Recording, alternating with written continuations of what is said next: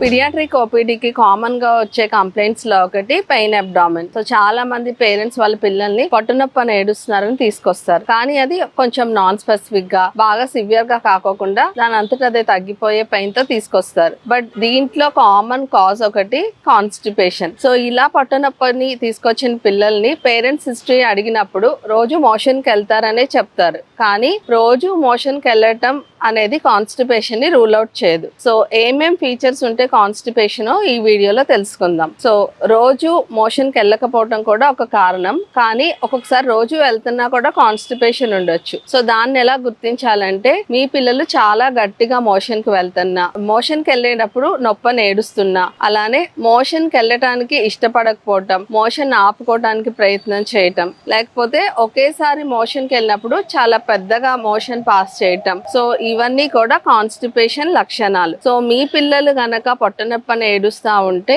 వాళ్ళు మోషన్ వెళ్ళే తీరు ఎలా ఉందో కూడా గమనించండి. Hope this video helps you all. Thank you.